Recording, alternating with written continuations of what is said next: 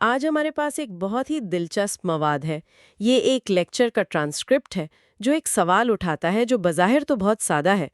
قرآن کا اصل بنیادی پیغام آخر ہے کیا؟ اور اس کا جواب، جیسا کہ اس گفتگو میں سامنے آتا ہے، وہ شاید ہماری تمام عمر کی سنی سنائی باتوں سے بالکل مختلف ہے۔ بالکل۔ اور مزے کی بات یہ ہے کہ یہ کوئی خشک سا لیکچر نہیں، بلکہ ایک استاد اور شاگردوں کے بیچ ایک گفتگو ہے۔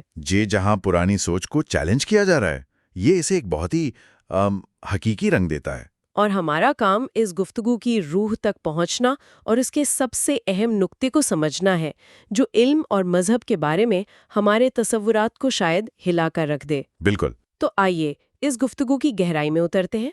تو گفتگو کا آغاز ہوتا ہے ایک بنیادی سوال سے۔ استاد اپنے طلباء سے پوچھتے ہیں، آپ کے نزدیک قرآن کیا ہے؟ اور جو جوابات آتے ہیں وہ بالکل وہی ہیں جو شاید ہم میں سے ہر ایک کے ذہن میں آئیں گے۔ جی، جیسے ایک طالب علم کہتا ہے کہ یہ دستور حیات ہے، زندگی گزارنے کا ایک مکمل مینول۔ اور ایک دوسرا طالب علم اسے ایک ذاتی تجربے سے جوڑتا ہے۔ وہ کہتا ہے کہ پہلے میں اسے صرف پڑھتا تھا، لیکن اب اس کے الفاظ میرے وجود میں اترنے لگے ہیں، ایک گہری تبدیلی محسوس ہوتی ہے۔ ہاں، اور خاص طور پر یہ دستور حیات والی بات تو ہم بچپن سے سنتے آئے ہیں، ہے نا؟ جی بالکل۔ اور یہ بہت منطقی بھی لگتی ہے، ایک ایسی کتاب جو زندگی کے ہر مسئلے کا حل بتائے۔ لیکن دلچسپ بات یہ ہے کہ لیکچر دینے والے کو اسی جواب پر اعتراض ہے، انہیں اس میں ایک بہت بڑی مشکل نظر آتی ہے۔ یہ بات مجھے تھوڑی عجیب لگی، مطلب اس میں کیا مسئلہ ہو سکتا ہے؟ یہ ایک بہت اہم نقطہ ہے اور یہی اس پوری گفتگو کی بنیاد ہے۔ لیکچر دینے والے کا کہنا ہے کہ مسئلہ دستور حیات کے تصور میں نہیں بلکہ اس ذہنیت میں ہے، مطلب جس سوچ کے ساتھ ہم کتاب کو اٹھاتے ہیں۔ ذہنیت؟ جی، ہم اکثر زندگی کے بڑے سوالات کے جواب پہلے سے اپنے ذہن میں بنا کر آتے ہیں۔ کامیابی کیا ہے؟ اچھی زندگی کیسی ہوتی ہے؟ ان سب کے جواب ہمارے پاس پہلے سے موجود ہوتے ہیں، جو ہم نے اپنے ماحول سے سیکھے ہوتے ہیں۔ اچھا، تو آپ یہ کہہ رہے ہیں کہ ہم جوابات ڈھونڈنے کے بجائے اپنے پہلے سے موجود جوابات کی تصدیق کے لیے کتاب پڑھتے ہیں؟ بالکل، یہی بات لیکچر میں اسی کو سب سے بڑی رکاوٹ قرار دیا گیا ہے۔ اس کے دو ہی نتیجے نکلتے ہیں، یا تو ہم کتاب کے الفاظ پر زبردستی اپنے معنی مسلط کرتے ہیں تاکہ وہ ہماری سوچ سے مل جائیں، یا پھر ہم کچھ نیا سیکھنے کے لیے تیار ہی نہیں ہوتے۔ جی، ہمارا ذہن بند ہوتا ہے، ہم صرف وہی سنتے ہیں جو ہم سننا چاہتے ہیں۔ یہ تو بہت گہری بات ہے، یعنی سیکھنے کا عمل شروع ہونے سے پہلے ہی ختم ہو جاتا ہے۔ تو پھر اس کتاب کو پڑھنے کا اصل مقصد کیا ہے، اگر صرف معلومات اکٹھی کرنا نہیں ہے تو؟ دیکھیں، گفتگو اسی طرف جاتی ہے کہ اصل مقصد محض ایک عالم یا مفسر بننا نہیں ہے۔ اصل مقصد ہے قرآن کے نور کو اپنے وجود میں جذب کرنا۔ یہ ایک ذاتی تبدیلی کا سفر ہے جسے لیکچر میں ذات کی ترقی کہا گیا ہے۔ وجود کی تبدیلی کا عمل؟ جی، یہ معلومات کا کھیل نہیں ہے، یہ وجود کی تبدیلی ہے۔ ٹھیک ہے، تو اگر ہمارے پہلے سے قائم تصورات ایک رکاوٹ ہیں تو پھر ہمیں شروع کہاں سے کرنا چاہیے؟ اصل پیغام تک پہنچنے کا راستہ کیا ہے؟ جی، لیکچر دینے والے کہتے ہیں کہ جواب ڈھونڈنے کے لیے ہمیں وہیں جانا پڑے گا جہاں سے یہ پیغام شروع ہوا، یعنی قرآن کے وہ پہلے الفاظ جو نازل ہوئے۔ سورۃ العلق۔ سورۃ العلق کی ابتدائی آیات، اور پہلا ہی لفظ ہے اقرا، جی پڑھ، یعنی پڑھو۔ ہاں، اور لیکچر میں اس بات پر بہت زور دیا گیا ہے کہ یہ کوئی مشورہ نہیں ہے، کوئی گزارش نہیں ہے، یہ ایک حکم ہے، ایک ڈیوائن آرڈر، ایک لازمی عمل۔ ایک منٹ، یہ بات واقعی حیران کن ہے۔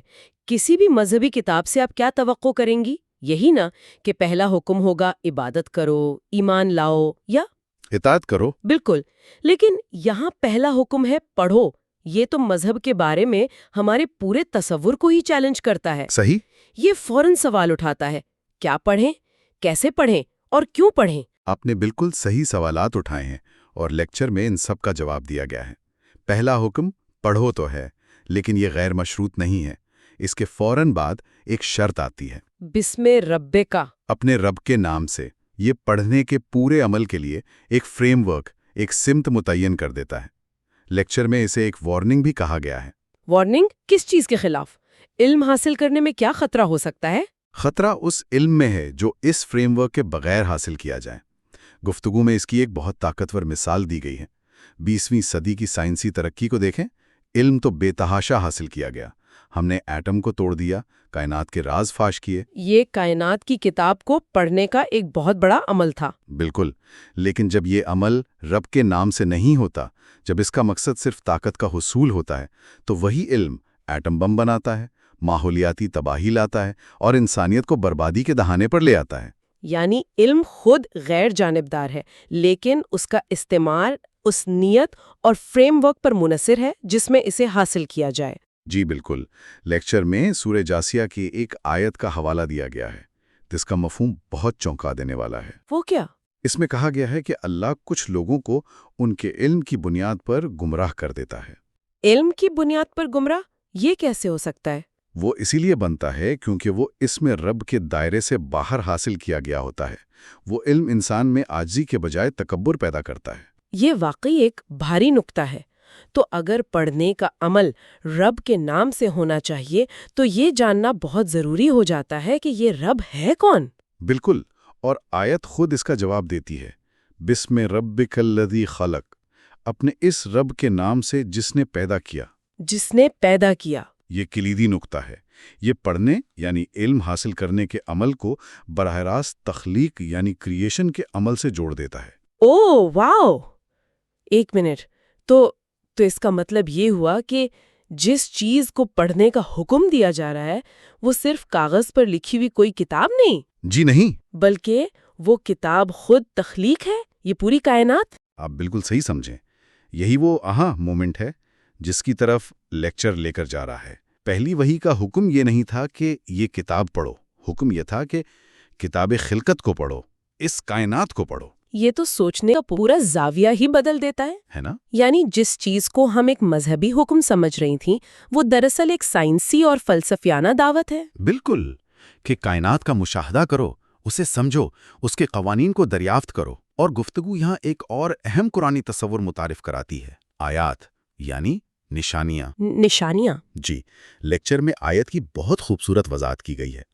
اسے ایسے سمجھیں جیسے آپ سڑک پر ایک سائن بورڈ دیکھتے ہیں جو شہر کی طرف اشارہ کرتا ہے۔ ٹھیک۔ وہ سائن بورڈ خود شہر نہیں ہے، لیکن اس کے بغیر شاید آپ شہر تک نہ پہنچ سکیں۔ کائنات کی ہر چیز، کہکشاؤں کے جھرمٹ سے لے کر آپ کے اپنے وجود میں ایک خلیے تک، ایک ایسی ہی نشانی ہے، ایک آیت ہے۔ تو یہ تمام نشانیاں کسی بڑی حقیقت کی طرف اشارہ کر رہی ہیں؟ جی، یہ اپنے بنانے والے کی طرف اشارہ کر رہی ہیں۔ سورت فصلت کی ایک آیت کا حوالہ دیا گیا ہے جس کا مفہوم ہے، ہم عنقریب انہیں اپنی نشانیاں آفاق میں اور خود ان کے اندر دکھائیں گے، یہاں تک کہ ان پر واضح ہو جائے کہ وہی حق ہے۔ آفاق میں اور خود ان کے اندر؟ تو پڑھنے کا عمل دراصل ان نشانیوں کو ڈیکوڈ کرنے کا عمل ہے، اپنے ارد گرد کی دنیا اور اپنے اندر کی دنیا دونوں میں۔ اس کا مطلب تو یہ ہوا کہ ایک سائنسدان جو لیبارٹری میں کائنات کے رازوں سے پردہ اٹھا رہا ہے، اگر وہ یہ کام اپنے رب کے نام سے کر رہا ہے تو وہ بھی پہلے حکم کی تعمیل کر رہا ہے۔ بالکل، یہ تو مذہب اور سائنس کی تفریق ہی ختم کر دیتا ہے۔ یہی اس گفتگو کا مرکزی خیال ہے۔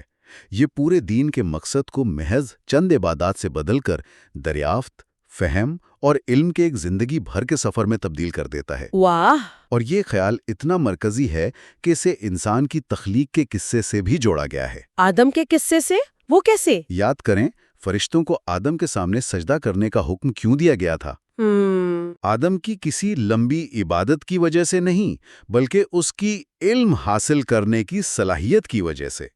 وَعَلَّمَ آدَمَ الْأَسْمَاءَ كُلَّهَا، اور اللہ نے آدم کو تمام ناموں کا علم سکھا دیا۔ اچھا، یہ علم کی صلاحیت ہی تھی جس نے انسان کو فرشتوں پر فضیلت دی۔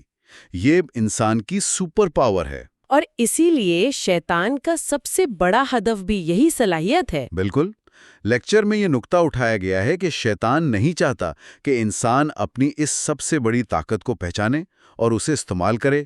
اس کی مثال ایسی ہے جیسے کسی کو ایک سپر پاور دے دی جائے لیکن اسے بتایا ہی نہ جائے کہ اسے استعمال کیسے کرنا ہے۔ تو وہ یا تو اسے استعمال ہی نہیں کرے گا، یا پھر اس میں رب کے فریم ورک کے بغیر غلط استعمال کر کے خود کو اور دنیا کو تباہ کر لے گا۔ تو اگر ہم اس ساری گفتگو کو سمیٹیں تو ہم نے شروع کیا تھا قرآن کو ایک ضابطۂ اخلاق کے طور پر دیکھنے سے۔ جی، اور اب ہم اس نتیجے پر پہنچے ہیں کہ اس کا پہلا اور بنیادی حکم تو یہ ہے کہ پوری کائنات کو نشانیوں سے بھری ایک کتاب کے طور پر پڑھا جائے۔ یہ تو زمین آسمان کا فرق ہے۔ یہ ایک بہت بڑی ذہنی تبدیلی ہے۔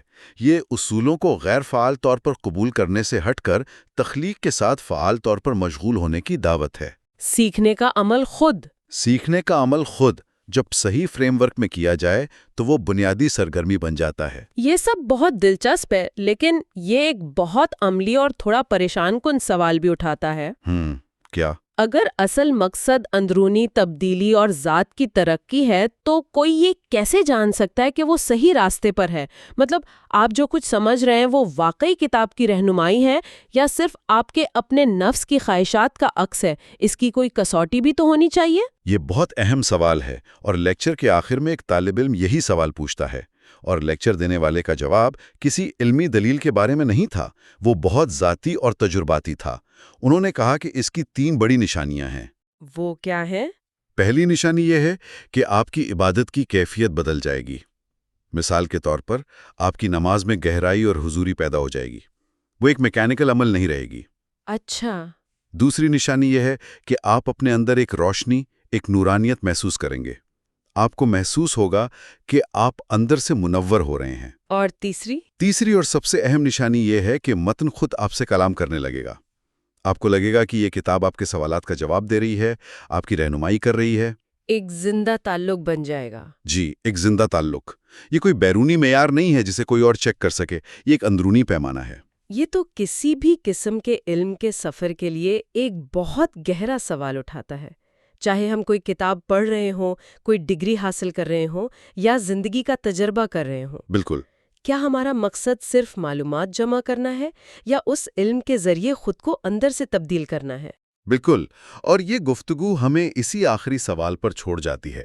اگر علم کا مقصد انسان کو بدلنا ہے تو ہم خود سے یہ سوال پوچھ سکتے ہیں، جو علم ہم حاصل کر رہے ہیں کیا وہ ہمیں ایک بہتر، زیادہ روشن اور زیادہ عاجز انسان بنا رہا ہے، یا وہ صرف ہمارے تکبر میں اضافہ کر رہا ہے؟ اصل امتحان یہی ہے۔